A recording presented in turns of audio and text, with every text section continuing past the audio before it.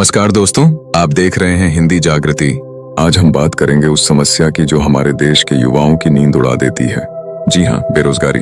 भारत में हर साल लाखों लोग पढ़ लिख कर निकलते हैं, लेकिन नौकरी के नाम पर हाथ खाली रह जाता है। आखिर क्यों? क्या पढ़ाई का सिस्टम गलत है या फिर नौकरियां ही नहीं है? आज हम इस वीडियो में जानेंगे भारत में बेरोजगारी की असली वजह क्या है, इसके मनोवैज्ञानिक और सामाजिक प्रभाव क्या हैं, और सबसे जरूरी, इससे निकलने के ठोस समाधान क्या हैं। सेक्शन 1, बेरोजगारी क्या है? बेरोजगारी का मतलब है काम करने की इच्छा और योग्यता रखने वाला व्यक्ति जब काम न पा सके। लेकिन भारत में बेरोजगारी सिर्फ नौकरी न मिलने तक सीमित नहीं है। यह अदृश्य बेरोजगारी, जिसमें लोग काम कर रहे होते हैं लेकिन उत्पादक नहीं होते, अर्ध रोजगार, आंशिक रूप से या कम वेतन पर मजबूरी में काम करना, और शिक्षित बेरोजगारी, डिग्री होने के बावजूद नौकरी न मिलना, इन सब का एक कॉकटेल है। सेक्शन 2, भारत में बेरोजगारी की स्थिति कितनी गंभीर है। वर्ष 2024 तक भारत में बेरोजगारी दर लगभग 7% तक पहुंच चुकी है। लेकिन ध्यान दें, ग्रामीण क्षेत्रों में यह संख्या कभी कभी रिपोर्ट तक नहीं होती। युवाओं में बेरोजगारी दर तो और भी चिंताजनक है, लगभग 20% से अधिक। हर साल लगभग 1.5 करोड़ लोग नौकरी की दौड़ में शामिल होते हैं, लेकिन सरकारी नौकरियों की संख्या है कुछ हजार ही। सेक्शन 3, बेरोजगारी के मुख्य कारण। शिक्षा व्यवस्था का असंतुलन। स्कूल और कॉलेज पढ़ाई कराते हैं लेकिन स्किल नहीं सिखाते।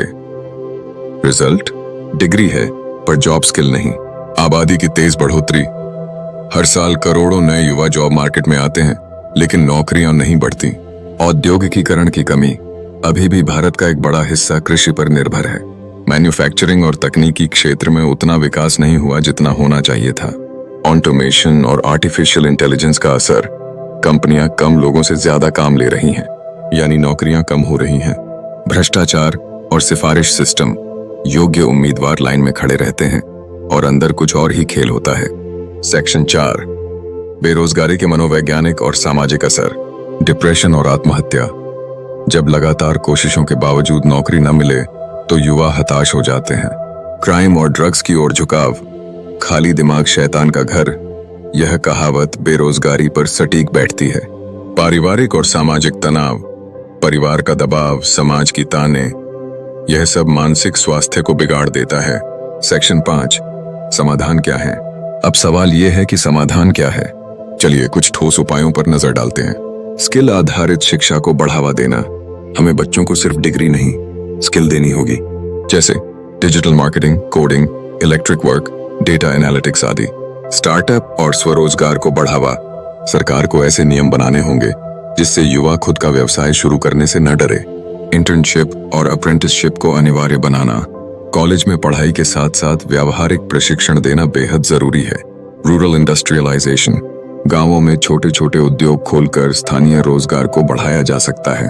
आर्टिफिशियल इंटेलिजेंस और टेक्नोलॉजी का उपयोग जॉब क्रिएशन के लिए करना, जैसे कि online tutoring, freelancing, YouTube, blogging आदि। यह सब भी करियर बन सकते हैं। पब्लिक और प्राइवेट सेक्टर में बैलेंस। सिर्फ सरकारी नौकरी को आदर्श न माने, प्राइवेट सेक्टर में भी अच्छे अवसर हैं। सेक्शन 6, जनता और सरकार दोनों को बदलना होगा। इस समस्या का हल सरकार अकेले नहीं कर सकती, हमें खुद भी बदलना होगा। नया सीखना होगा, रिस्क लेना होगा, बदलाव को स्वीकार करना होगा। साथ ही सरकार को भी शिक्षा, उद्योग और रोजगार के क्षेत्र में क्रांतिकारी बदलाव लाने होंगे।